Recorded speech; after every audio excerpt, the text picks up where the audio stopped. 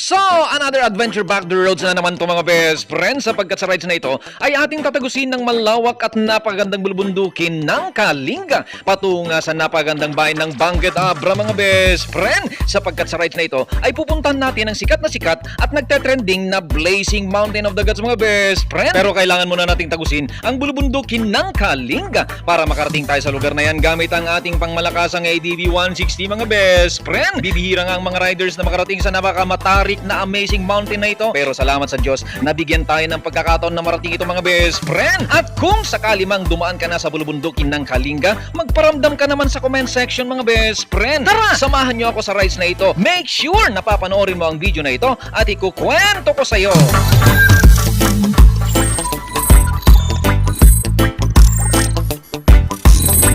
So, mula nga dito sa bypass road ng Santiago ay patungo nga tayo mga best friends sa Malig, Isabela, sapagkat andun yung ating kaibigan na makakasama natin sa rides na ito patungong Bangued Abra mga best friend. Meron bang taga Santiago na nanonood sa video na ito?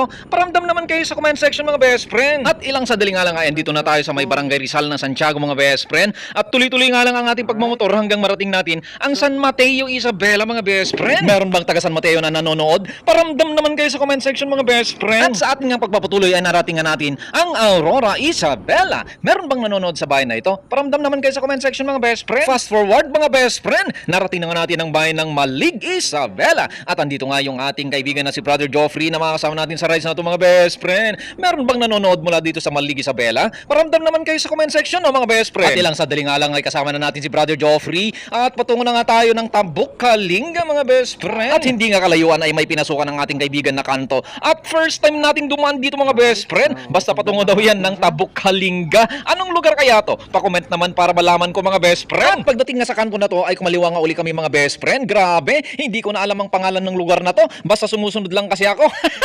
Baka alam mo best friend, pa-comment naman no. Fast forward mga best friend, narating na nga namin ang Tabuk, Kalinga. At andito din yung isang kaibigan natin na makakasama din natin sa rides na to mga best friend. At ilang sandali nga lang ay kasama natin si Pare Louie mga best friend. Sa rides nga na to ay trio kami patungong Bangued Abra mga best friend. At hindi nga kalayuan ay nadaan nga namin ang napagandang half tunnel na to mga best friend na parang nasa Atok Benguet nga ako, pero ang katotohanan ay nasa Kalinga lang pala ako mga best friend. Anong tawag sa lugar na yan? Pa-comment naman mga best friend. Grabe ang ganda. At sa amin nga pagpapatuloy ay narating nga namin ang tunnel na to. Akala ko naman mahaba, napakaikli pala.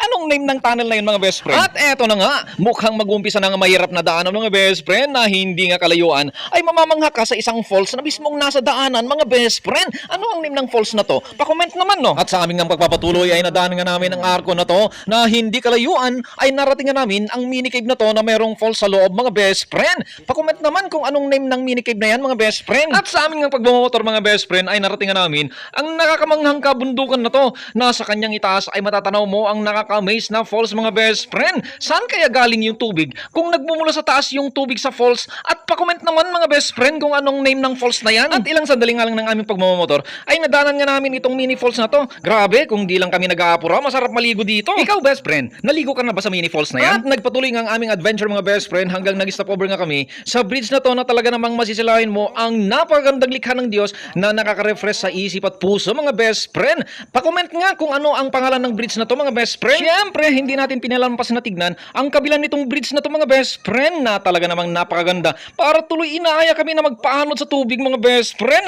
Fast forward nga mga best friend, eto na nga't narating na namin ang boundary ng Kalinga at Abra mga best friend. Grabe, ang taas na namin dyan, tanghaling tapat pero napakahamog. Siyempre, nagpicture-picture muna kami mga best friend. Sayang nga mga best friend, hindi natin nadala yung drone natin. Sarap sana magpalipad dyan para masilayan natin ang kagandahan ng bulubundukin ng Abra. Woo! At nagpatuloy nga ulit ang aming pagmamotor mga best friend. Grabe, napakahamog. Halos hindi na makita ang kasalubong mga best friend. Ang taas na kasi natin dyan, partida tanghaling tapat pa yan.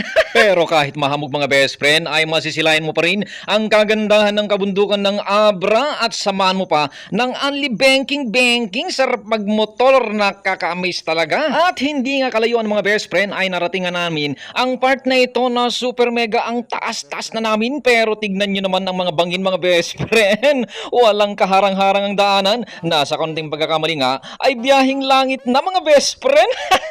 Grabe, nakakanerbiyos, nakakatakot, pero walang kasing saya sapagkat tanaw na tanaw mo ang magagandang bulubundukin ng Abra mga best friend. Nakakapawi nga ng pagod ang mga views. Hanggang narating nga namin ang police station na to mga best friend. Anong pangalan ng exact na lugar na to mga best friend? May followers din kaya tayo sa lugar na to? Pa-comment naman mga best friend, no? At ilang sandali nga lang ay narating nga namin ang kampo ng mga kasundaluhan dito sa Abra, ang Camp Luis Benjamin Sr. mga best friend. At eto na nga mga best friend, ginabi na nga tayo sa rides na to. At pa-comment naman mga best friend kung anong pangalan ng magandang daanan na to. At hindi nga kalayuan ay kasama na natin ang ating Riders Club na Transformed Riders Club. Sila nga ang mga kasama natin kinabukasan sa ating rides na patungong Blazing Mountain of the Gods mga best friend. At eto nga't narating na namin ang hotel na to na dito nga kami matutulog ngayong gabi mga best friend. Pa-comment naman mga best friend kung ano ang exact name ng lugar na to at kung meron ba tayong mga followers sa lugar na to mga best friend, magparamdam naman kayo. Kaya abangan ninyo ang part 2 ng video na ito mga best friend. Isasama ko kayo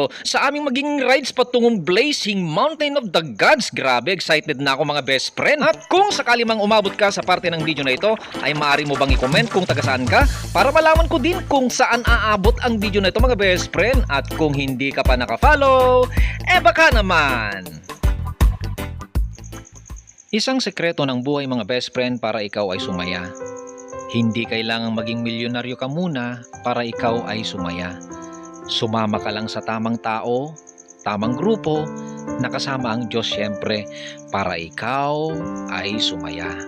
Ito po ang inyo pong kaibigan, best friend motto na nagsasabing, when you ride, leave your pride, at sa Diyos lamang umasa at huwag sa maling akala. See you po in my next adventure.